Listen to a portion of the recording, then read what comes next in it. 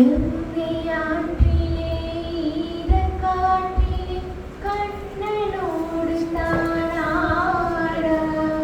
പാർவை പൂത്തിട പാർவை കാട്ടിട